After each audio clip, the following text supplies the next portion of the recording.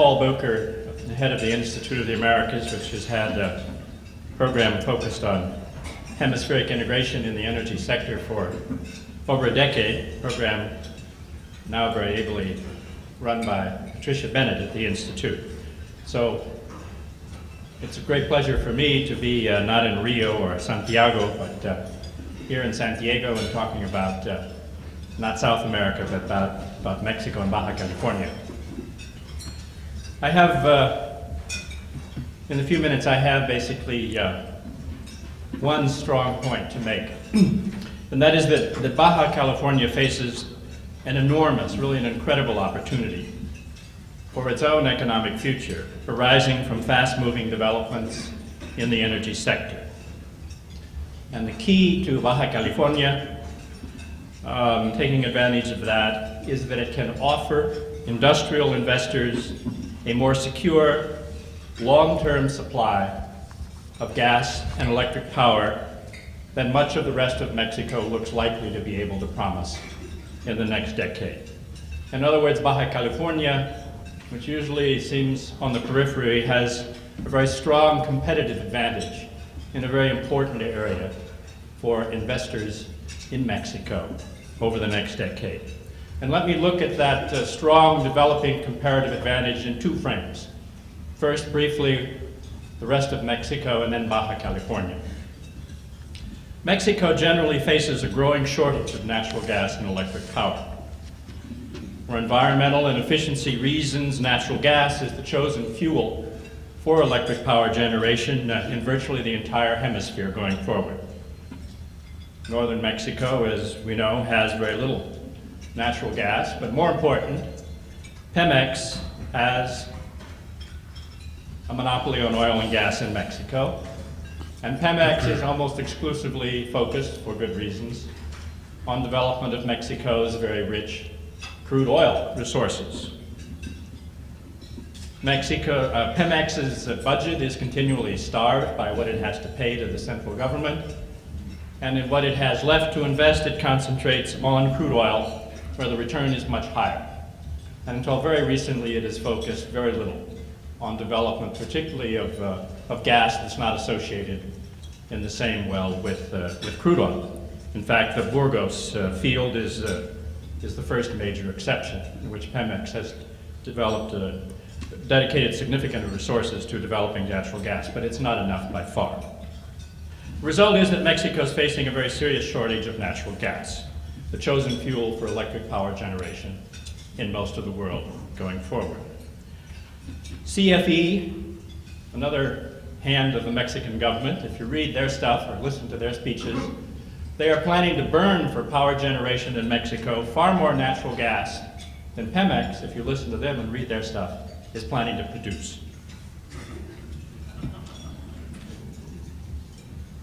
And the left hand and right hand, encouragingly, have come back together just quite recently and focused quite clearly on this, but it's late.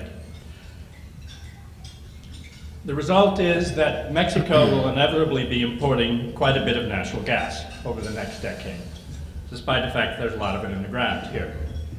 And much of that will be from northern Mexico. In Pemex's recent approval, in fact, they want to be the purchaser of liquid natural gas landing at Altamira. Mexico is a clear admission on the part of Pemex, and I think the federal government, that Pemex will not be able to produce the gas or build the gas infrastructure to fuel Mexico's power needs, particularly those of northern Mexico.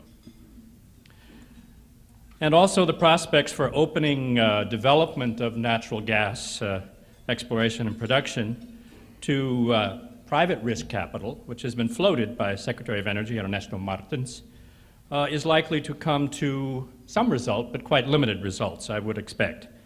And the same is likely for the continually delayed electric power sector opening in Mexico. I mean, I think the reality is that the political space for very ambitious steps forward in energy opening is just quite limited in Mexico right now, given the configuration of forces. So that while some moves are going to be feasible and possible, they're not going to be extremely dramatic and ambitious ones. And that leaves investment in electric power in virtually all of Mexico, other than parts of northern Mexico, a proposition where you're offering the private investor the chance of uncertain availability of natural gas from only Pemex at an uncertain price, and a requirement to sell your product to another government-owned company, CFE. And that is, frankly, a lousy investment opportunity, and it's why private investors are simply not coming forward in great numbers to take that investment opportunity. And obviously, the glowing returns that they can make on investments elsewhere in the hemisphere, particularly the U.S., has something to do with that as well. So the picture on the Mexican side is not terribly attractive. And frankly, Mexico needs to do a lot of work to make sure that it comes out somewhat brighter than I'm forecasting, but I think the realistic picture is what I just gave you. Now, the good news is that Baja California is different and faces a quite dramatically more attractive opportunity. I think to seize this opportunity, which is already rolling and well underway, one of the most important things Baja California could do would be to nail down the establishment of facilities for importing LNG, liquid natural gas, into Baja California from overseas. Why? Why, I think, is because U.S. gas from the United States alone is not going to assure adequate long-term availability and reasonable cost necessarily. And competition and multiple sources of anything are always more reliable and seen as such by investors in the marketplace for deciding where they're going to put their investment. Next, I think Baja California needs to assure that its electric power generators can sell directly to industrial customers in Baja California, as well as to export their product and sell to CFE. The head of CFE claims that power generators can now actually do this if they take creative use of a provision in the law which says that power generators can sell directly to related companies. And if all power generators would buy 3 shares of every industrial company in their region, they could be related companies and they could sell directly to them. Well, that may be, but I think it's clear that major investors plunking down several $100 million are looking for greater clarity and assurance of their ability to make direct sales to industrial users than that. And I would hope that this is one of the ambiguities in Mexican legislation that could be cleaned up in a power sector opening legislation later this year. The ability of power generation companies to sell and negotiate directly with industrial users as well as with CFE is I think, fundamental to enhancing the investment opportunity in the rest of Mexico in particular, but it would be of great value to Baja California as well. Finally, Baja California needs to facilitate an expansion of the gas and power transmission infrastructure between Baja California and Southern California. All of this energy infrastructure, liquid natural gas, landing and regasification facilities, power generation, gas and power transmission will be financeable, and this is the good news. It will be financeable because of the export component. The fact that part, or in some cases most, of the production of those facilities will be headed north is what makes them financeable and makes the investors come and is going to make it happen. You can say that with some confidence for Baja California. The situation in the rest of Mexico is much cloudier at the moment in this sector. I would sort of hope that every official of Baja California could kind of have it on his or her calling card, that what Baja California has to offer international investors and Mexican export-oriented investors is reliable, assured, reasonable cost sources of gas and electric power as far ahead as you can see. And use that calling card, for example, with some foreign investors in central Mexico who are taking a second look at projects precisely because of the uncertain availability of electric power and gas in particular. Now, obviously, there are great direct benefits to Baja California from all of these projects. We're talking about projects that are over $1 billion in total investment that will bring probably over 10,000 jobs in construction alone, others in operation of these facilities, continuing revenues and taxes for various Mexican authorities. But the greater benefit is what that energy ability offers for industrial development of the state of Baja California. Baja California's power economy needs a lot of power. Consumption of power is growing 7% a year in the state, which means that the state's needs will double in a decade, so that by 2010, Baja California will need at least 2,800 megawatts of electric power capacity, twice what it has today, just for its own needs. And I believe that it is the export market in the United States that is going to make it possible to finance that power investment and to bring the gas to fuel it. The prospect is thus for Baja California's productive integration with California to deepen significantly in the next decade, and very much to the benefit of the state of Baja California. All of the new generators planned for Baja California are combined cycle gas generators, which are the most efficient and environmentally friendly thermal generators. This fact and the retooling of the Rosarito plant to use natural gas will amount at the same time to cleaner air for Baja California and for Southern California at the same time. The list of projects planned and underway is significant and rather long. Let me just mention a few. The expansion for CFE of the Rosarito facility by another 450 megawatts. The Otay Mesa power plant by a PG&E subsidiary with Calpine for about 510 megawatts for customers on both sides of the border. 2 power plants in Mexicali, one by Intergen, a Bechtel Shell joint venture for 750 megawatts for customers on both sides of the border. Another by Sempra and Proxima for about 600 megawatts for export to Southern California. Gas pipeline to Mexicali is a fact, one for Rosarito being the way being cleared now by Sempra and Proxima. There is discussion, and it's urgent, of expanding the 2 existing transmission connections between Baja California and California, and I'm sure that that will happen. It needs to happen.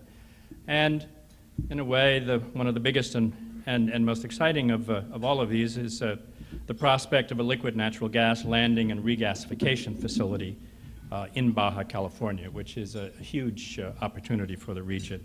That's one that El Paso Gas is pursuing with possible supply from Australia, but Bolivia and companies there are hot and heavy on that project as well. They have some advantages because they have a shorter transportation route, and these liquefied tankers going back and forth are very, very expensive. So you could do it from Bolivia with fewer tankers, it seems to me. It's a consortium of Spanish-Argentine company YPF Repsol, British Petroleum and British Gas that is pursuing this in Bolivia, including the pipeline to a Chilean port. The same 3 companies are partners in a very large LNG project from Trinidad and Tobago to the eastern U.S. All LNG projects are king-sized ones.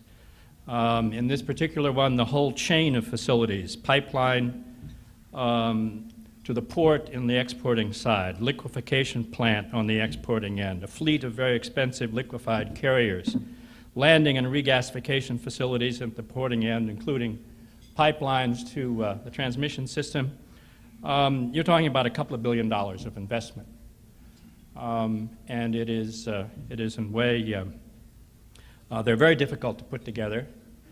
And the reason that it might work and involve Baja California is because of the enormous export component, which would of course be the bulk of the project, but not necessarily all of the project. A very significant benefit of the project would be another source, huge, ample source of gas for Baja California to assure that in the overall market it's ample gas at a reasonable price for power generation and industrial development of the region. So it's a new frontier, really, for Baja California that with that ample availability of gas would open up a number of industrial operations that would be feasible that aren't feasible at the moment. So that's my take on the scope of the opportunity, I'd now like to turn it over to my colleague Federico Ruanova, attorney at Baker and McKenzie. He's a graduate of the Universidad Autónoma de Baja California here in Tijuana, member of the Mexican National Association of Corporate Counsel, member of the Binational Committee on Hazardous Substance Management, and the coordinator of Mexican Environmental Practice Group in his firm. He's authored many articles on hazardous waste and other environmental subjects. Federico.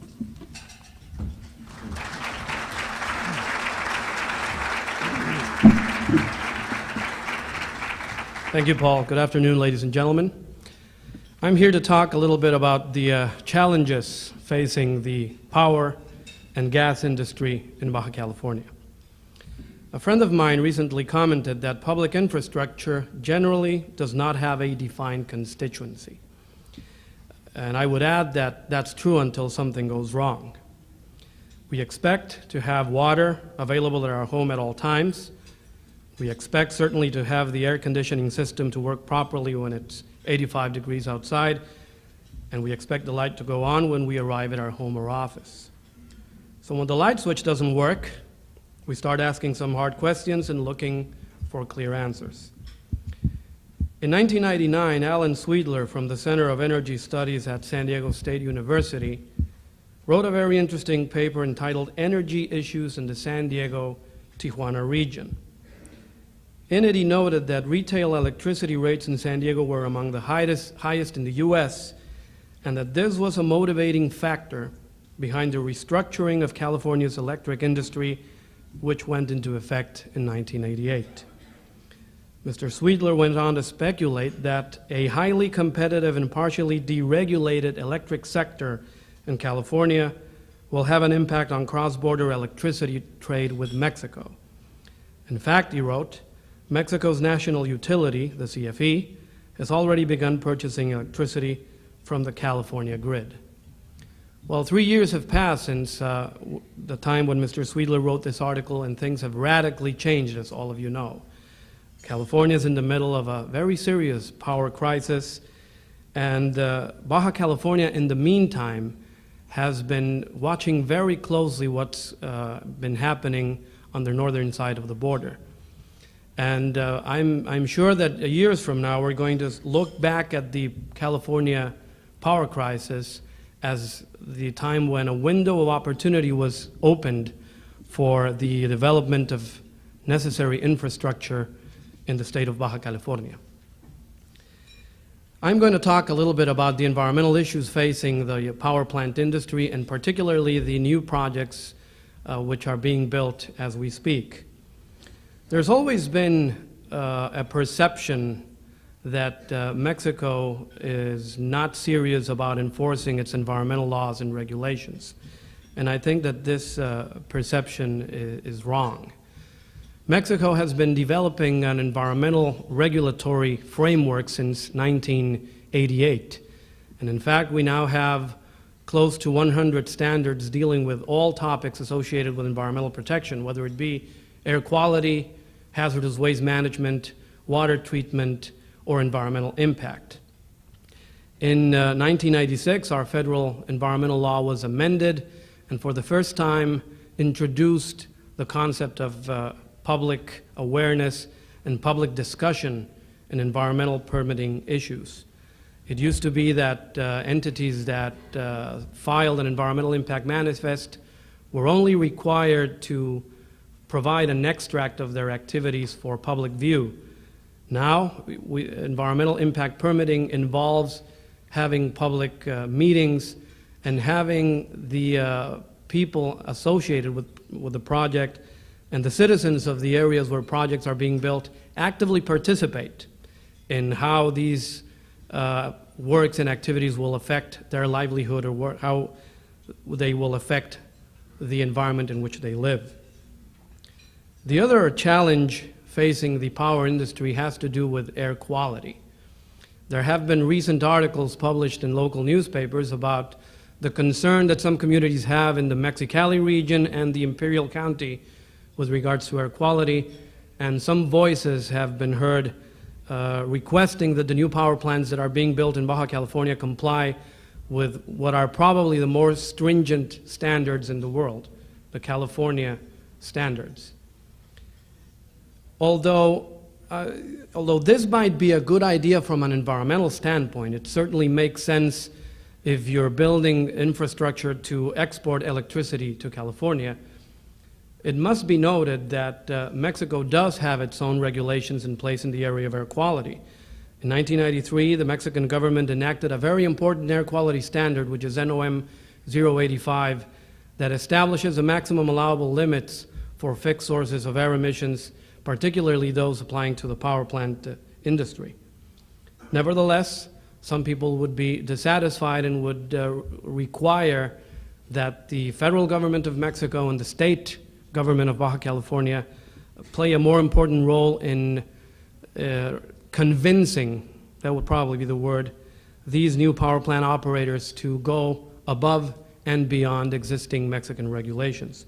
So this is an area that will likely cause a lot of discussion, and we would be interested to see what, if any, comments any of you might have regarding the air quality issues in the region.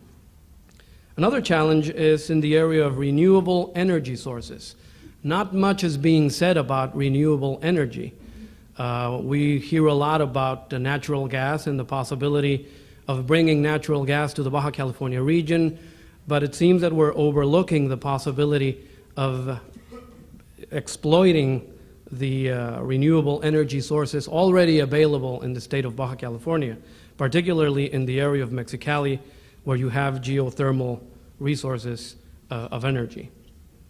In the area of deregulation, there are also challenges, and one of the major challenges seems to evolve around the fact that in the area of environmental compliance, everything seems to be handled centrally. Mexico is a highly centralized country. It traditionally has been a centralized country, and we would like to see greater involvement on the part of the states and municipalities in reviewing the environmental effects that new infrastructure will have.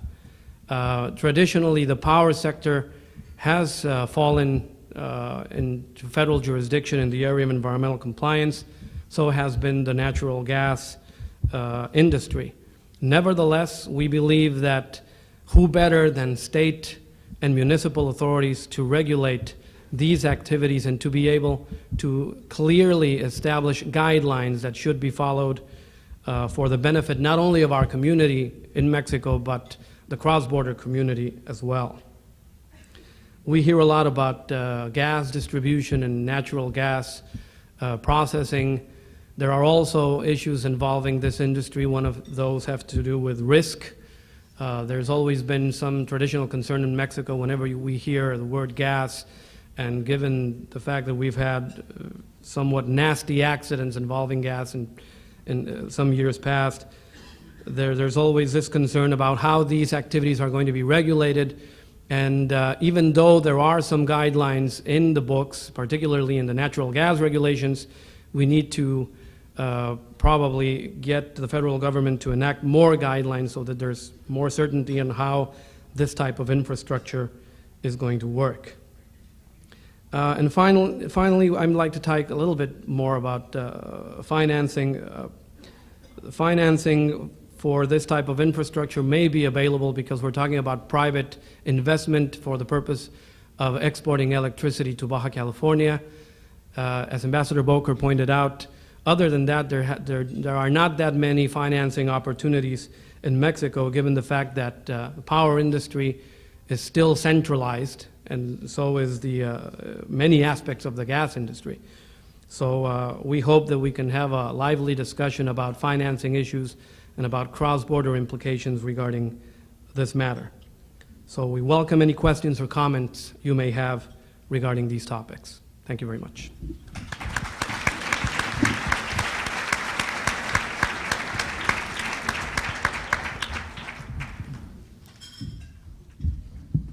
Thank you, Paul and Federico.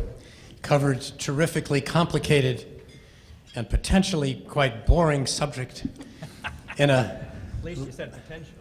lively and challenging way. I've left dessert on your seat at the table, Paul.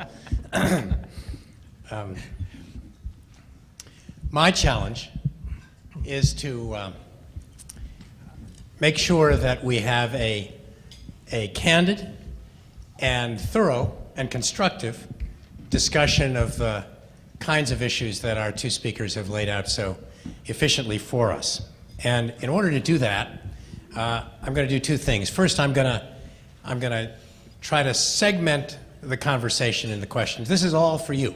I mean, it's your discussion period now, but I want to segment it a little bit to make it most effective. And I hope that the comments or the questions that you make can stay faithful to the segmentation process. I realize that it's not possible to do that entirely, but just because you've spoken on one thing doesn't mean that you can't come back and get a chance at another and related issue. Second, we have arranged to have a number of people in the audience, many of whom have come a long way, to provide their special expertise on aspects of this problem, on the environmental or the administrative or the financing aspects. And so when we broach a subject, I want to especially take a moment to introduce them and give them a chance to comment. I want to start with a reality test on Paul Boker's claim that the economic development opportunities for Baja are really enormous here, and that that energy should become a calling card for everybody who's promoting economic development in Baja California. And since we have the Secretary of Economic Development here from Baja California, I'd like to ask Juan Antonio Martinez if he's comfortable with the opportunity that Paul has laid upon you. Do we have a mic here? Yeah, thanks.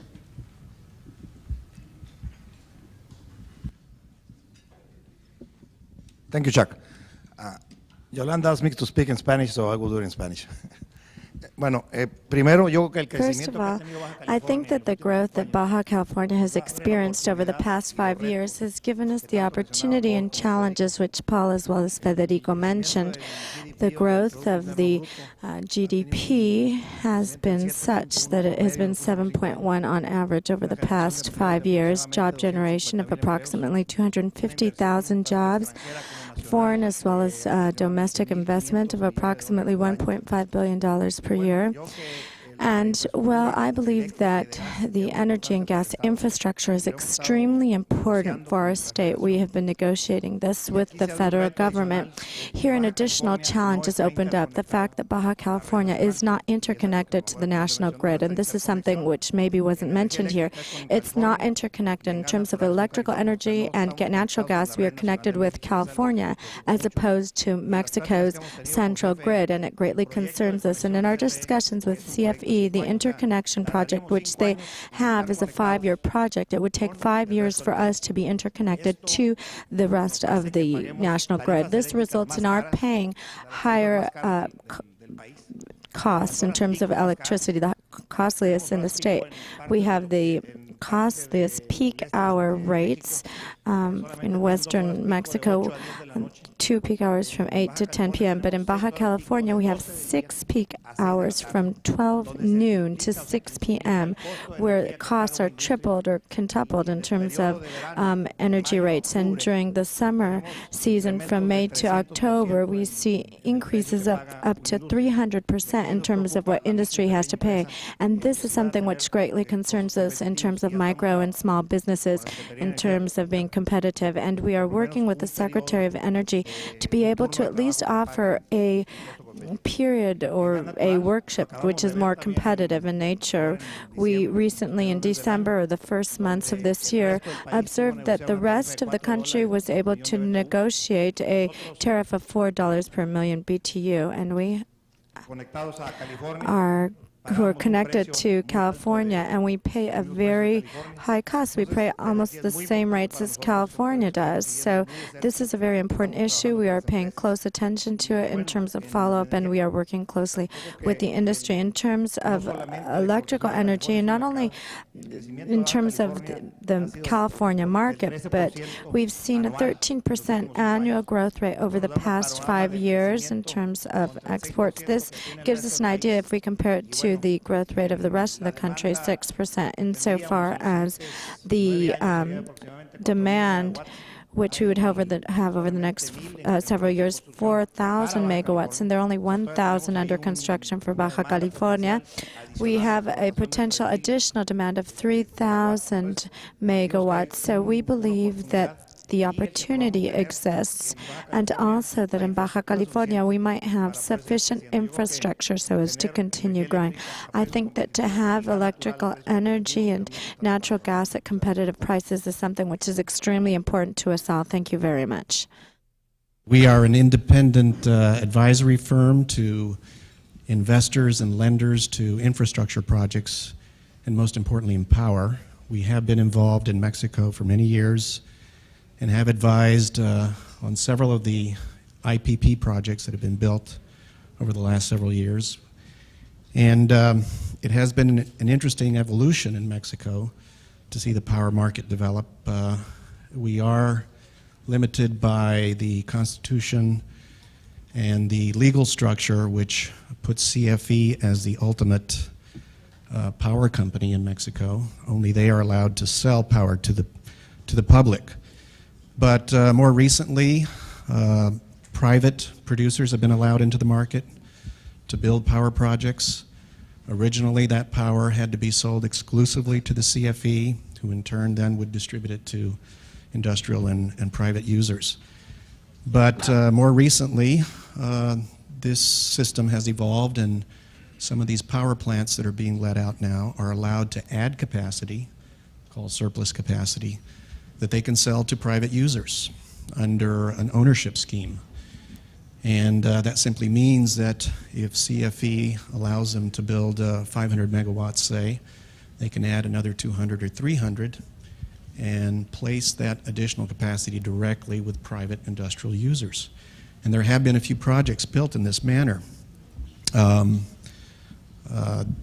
Obviously, these industrial users have to be very large. And the number of large industrial users in Mexico is limited, so the ability of these types of projects to continue will ultimately have its limit. With regard to financing, the CFE projects, that means the projects originally that were built by the private sector to supply electricity to CFE, were financed mainly with multilateral institutional loans, such as from IDB or IFC from the World Bank, or from ECAs, export credit agencies such as Exim Bank, EDC. And these institutions exist to support infrastructure projects of this nature and take risks that are a little beyond what the commercial sector will take, commercial banking.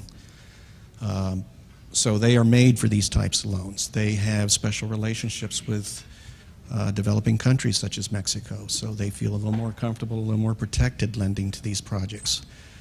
They're more willing to take risks than the private commercial sector is. But ultimately, a lender is going to look at two levels of risks in a power project. They're first going to look at the power plant itself, and they're going to ask, can it be built on time? Can it be built at cost? And will it deliver the power that it says it will? So they'll analyze the project from a technical point of view. And assuming that all pass the tests, then they'll ask themselves, will they sell the power that they say they will and generate the cash flows that we expect that they will? Because ultimately it's those cash flows which a lender depends upon to get repaid. So first, the plant must technically be able to produce the power it's supposed to produce, and secondly, there must be a market to offtake the power that will generate the sales and revenues to pay back the loans. When these projects were built to supply electricity to CFE, the analysis was relatively easy. Once you got past the technical evaluation of the plant, the question was who's going to buy it and who's going to pay for the electricity, and the answer was CFE. And CFE is very large, it's very creditworthy, it's basically sovereign risk. So the multilateral institutions, the export credit agencies are very comfortable taking this risk. Eventually some of the banks, commercial banks, started coming in and lending to these projects. But unfortunately, both the multilaterals and the ECAs, the export credit agencies, have their limits. They can only do so many of these projects. So they're reaching exposure limits, and this is, of course, a concern to the power sector for Mexico. It's a concern for these institutions which were made to support these projects. But the point I think I was asked about is, can these power plants that are exporting electricity to the United States get financing? In theory, they should. There is no precedent for it. As far as I know, these are the first ones to be built that will be dedicated to sell either all or part of their capacity to the U.S. There will be no escaping that political risk insurance will probably still be a requirement. And political risk insurance typically is provided by the multilateral institutions. OPIC, some private insurers will provide political risk insurance, but simply because the plant is located in Mexico, lenders, especially if they're commercial lenders, bank lenders, will probably be relying heavily on political risk insurance. This will still be a requirement. But I do think that commercial lenders will look very favorably at the fact that the ultimate off-takers, the customers paying for the electricity generated by these plants, will be U.S. risk, and that is bound to be a plus. It's bound to I think, make these plants much more marketable in terms of getting financing. Thank you. Thanks very much. And Jim O'Brien from Baker McKenzie from Chicago, do you have anything to add to this perspective? Yeah, the one thing I would add from my perspective is that you really don't need to export the power to actually have financeable projects. That's the one part I think that's a little bit disappointing, in that I think Mexico would have the same experience we did in the United States. And that is, as you know, in the United States right now, there are lots of power plants being built. People are using limited recourse financing. There's a lot of money out there available from the banks to do so. And that's only been in the last several years that's been the case. And really the reason is that there are now competitive markets into which that power can be sold. And as a practical matter, here in Mexico, or in Mexico rather, if there were similar markets where that power could be sold, it would be certainly easy enough then to finance those plants, because there would be a place for the energy other than CFE. And that's the experience really we've had in the United States, is once there were wholesale markets that could buy that power, and it wasn't being sold just to one utility and only one utility's credit and only one customer on whom you had to rely for your sales, it became much easier to finance those plants. And I think as a practical matter, all of the same things that we've experienced then with financing, which is that now you can use in the United States different kinds of financings, bond financings, for example, commercial paper conduit financings that bring down the borrowing rate, portfolio financings in which you can combine together a number of different plants and diversify the risk and make it more attractive for lenders. All those sorts of financing techniques, I think, can apply, again, as long as there's a wholesale market that's competitive into which that power can be sold. And that really, from my perspective, is a key point with respect to financing these plants. Thanks very much. Thanks. We also have with us on the finance side Suzanne Gallagher from the North American Development Bank, which hasn't in the past been in the energy business, but I think you're about to hear that it is opening a window there. And I'm particularly interested in, because of comments that Suzanne made on the phone, about the opportunities for renewable sources of energy in this area, which was mentioned by Federico. And as I'm aware, there are no major renewable energy projects either proposed for Baja California at the current moment or for Mexico. Suzanne, can you enlighten us about the NAD Bank's role in this area? Thank you very much. For anybody who's familiar with what the North American Development Bank is, you will know us more through the work that we've been doing until now in the water and wastewater sectors on the border, 100 kilometers both sides of the border, from San Diego to Brownsville, Tijuana to Matamoros. Last November, our board authorized us, and I would note that our board are the U.S. and Mexican governments, authorized us to expand into new sectors still related to the environment. And in this, they defined clean energy sources as environmentally sound types of projects that we can consider. So we are now just starting to look at this, and I think that what you'll find is that we will be a new source of finance for these types of projects, which would be things such as alternative sources of energy, cleaner sources of energy that are already existing, and renewable sources of energy. So it's the type of thing that if there are projects that are in the border region in these types of sectors, the bank will be able to start considering those.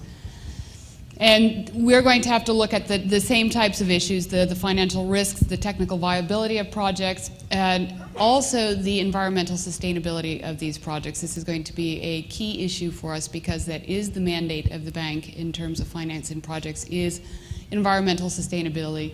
We have a sister institution called the Border Environment Cooperation Commission, and we can only fund projects that they have certified, and that's specifically what they look at. They look at, is it a sound technology? I've heard comments already about public participation and the need for public participation. They also perform that function of ensuring that there has been local consultation within affected community to ensure that there's acceptance of the project. So we would be looking at these. Additionally, unlike other multilateral sources of funding, and we are considered one of the multilaterals, we don't go in with a sovereign guarantee, and so credit risk is going to be a serious issue that we would look at in terms of funding of the project. What type of return is there going to be? What's the source of repayment for the loans that we could put into the project? So we're probably a newcomer into this sector at this time, but yes, we will be able to consider projects of this nature. Thank you very much, Suzanne. Before we move on to environmental matters, comments, questions for any of the speakers here that you've just heard from on the economic opportunities, the financing? Yes, Tony Tirado, from supervisor from Imperial County. Thank you. First of all, we're not opposed to Tony Tirado, chairman of the board in Imperial County. We're not opposed to these energy, Introgen, or Sempra, or for that matter, anyone else, so long as they comply with some standards. And those are the standards of California. I'm from Imperial County. I'm from Calexico, adjacent to Mexicali, Mexico. Our PM is so high, the impact that we have to comply with rules of EPA, 800 rules, they're imposing on us other rules. All we're saying to the benefit of not only Imperial Valley Health, because our compadres, our neighbors to the south, are also human beings. It affects them just as it affects us. And all we're saying is, you have a sponsor today, Sempra. I can say they're meeting our good standards. We need Introgen to come into the box and do the same. That's all we're saying. Help us keep our air clean, help us keep ourselves healthy, and we'll have no problems. I think this natural gas coming across into Mexico is better than having it closed and not going to Mexico, and then how are those plants going to operate? Diesel or other matters? There's a public relations here that can be worked out, and the ultimate goal for us is simply this: the health and welfare of both of our sides. Thank you. Thank you. That's a good opportunity to ask Secretary Raul Arriaga from Semarnat about an issue that was raised in Federico's background paper, which is, what are the prospects for asking generators who come to Mexico and are on the border to meet not only Mexican standards, but the higher standards of the neighbor, in this case California, through Mexican law? Is this something that's likely to happen or cannot happen? And then don't go away, because I have another question for you. Yes, thank you. Well, I guess that the first thing is that we're going through a process of re-engineering of the Environmental Ministry, and what we will have in the very near future is that all the processes are going to be very transparent. So you'll be able to see through internet how are the processes of authorization of all the projects related to environment in Mexico, how they are going, and the criteria that we use to attend those projects. So this is the first thing, that we want all the processes of environmental management to be transparent. On the other hand, the apply of our laws is according to our standards. We recognize that we have our standards that have to be reviewed. They are old, from middle of the 90s, and we have to establish new standards for all the country. We have particular standards for air quality projects in the critical zones, like the frontier, but they're different from the metropolitan area of Mexico City and from all of the other areas of the country. So we are going through a process of reviewing our standards to establish higher limits. But they're not going to be as high as the California ones, because these are the highest around the world. So I guess we're not prepared, and I guess nobody around the world is prepared for that, but the Californians. So we're going to raise our limits, but according to our situation, to our development, and this is going to be improved. But we are going to be working hard on enforcement. Since this new administration started, we've been working very hard on enforcement. We've been dealing with Pemex, and up to now we have applied strong penalties to Pemex. We also put one of the managers of one of the plants of Pemex to jail because he didn't comply with the regulations. It had never happened in Mexico before. So we have already done this with 2 plants in Mexico for Pemex. So we're going very strong. Well, we also had a penalty on the president's farm for his ostrich. He didn't have the permits, so we had to apply the law. And well, we're working hard on that. Also, what we're doing is that all these processes are going to be decentralized. We're going to have a very strong participation of the local governments. We have just started 2 weeks ago this decentralization process, where we've been offering the governments of the states the opportunity to run the environmental management according to their priorities and to their own point of view of development. Since it's quite different among the states in Mexico, we're going to build capabilities for each issue of environment in each state. So we don't have a national program for decentralization. We have 32 programs, one for each state, and each of them is different to the others. They are very particular. So we're working hard. We're starting working hard with the local governments. Also, we're going through a modification of the laws so they can become the authority. We can leave the authority from the federal government in favor of the local government. So they get the authority, they become the authority, they'll be able to apply all the regulations and to run and manage the environment according to their priorities. This is something that, well, people involved in the environment, we always say that we have to think global and act local. But we think global and act global. So we have to be to act according to what we say and how we thought. So we are doing this, and this process is going to take us about 3 years. At the same time, all the processes are going to be certified on ISO 9000. So we'll have a certain certificate on quality, total quality.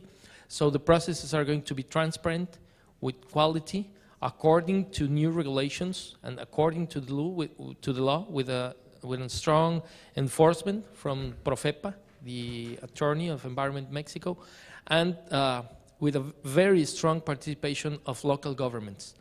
So I don't think that we are up to now on a situation to establish standards like those here in California, but we are moving forward, and we're moving forward, I think, harder in a very integral way of management of the environment in Mexico.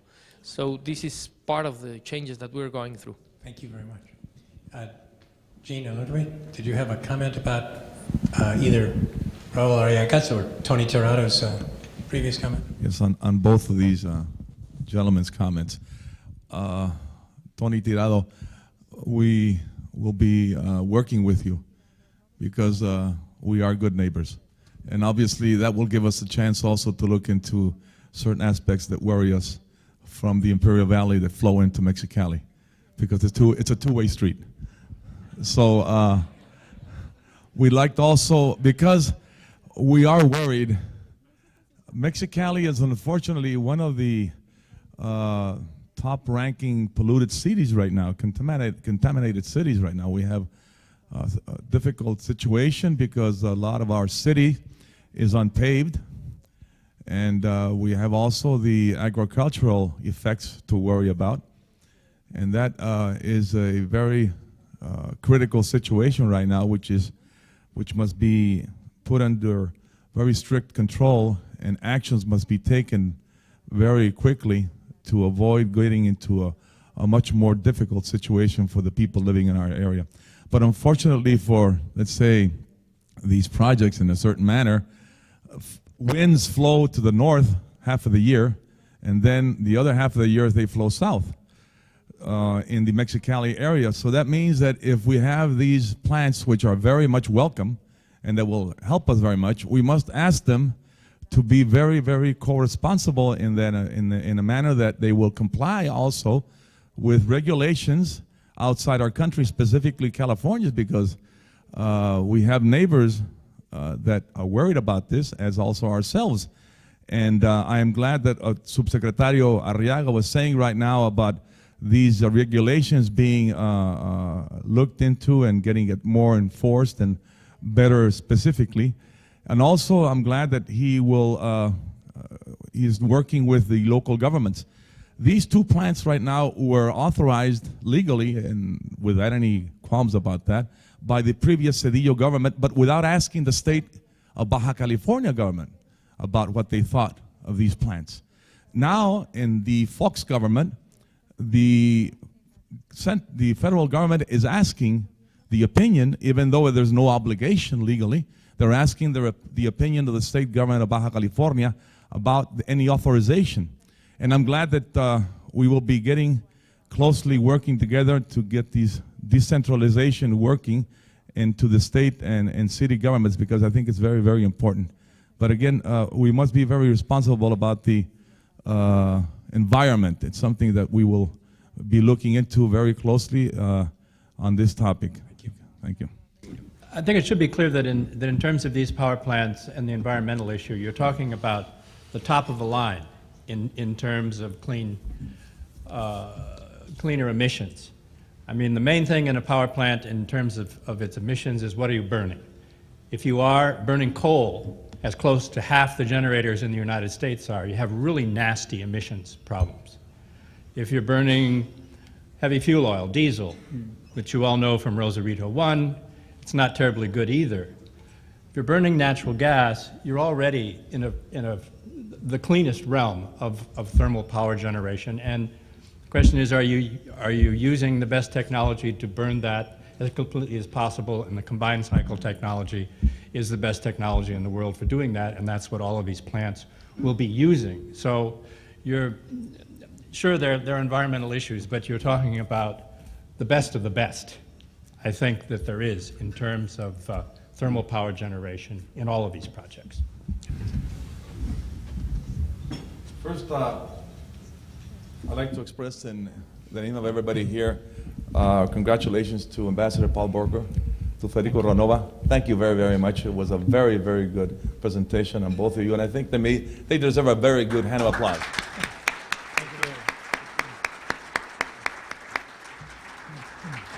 Also, from the Forum Fronterizo's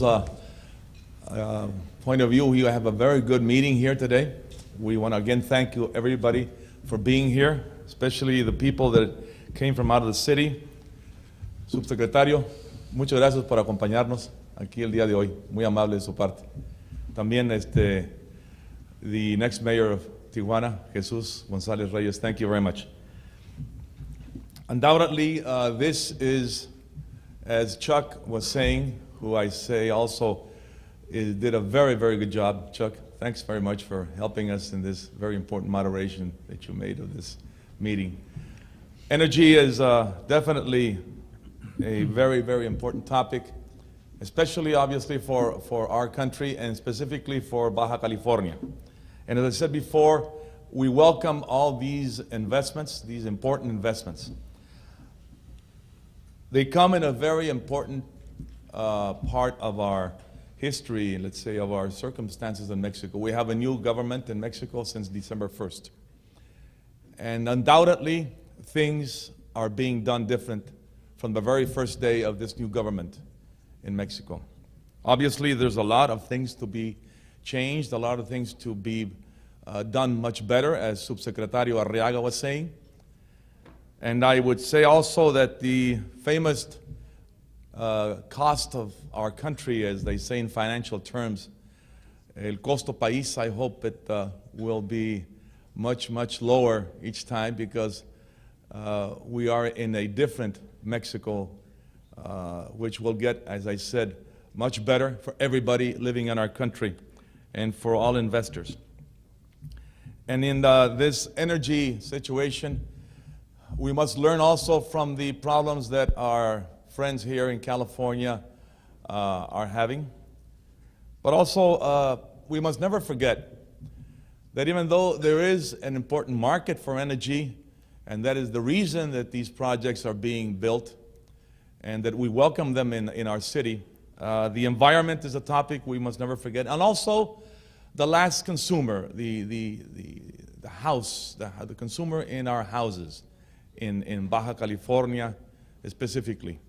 We have a very serious problem with electricity rates, for example, in Mexicali, very unjust. A person right now earning 3 minimum salary wages, for example, around 100, 110 pesos daily, is spending in this summer up to 52% in paying for his electricity in his home. That is in anywhere not just.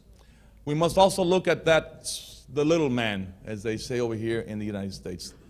So that will also help us look at these projects with a reason also to take heed of what President Fox is doing with CFE, that we will see a different CFE in a very near future, I hope.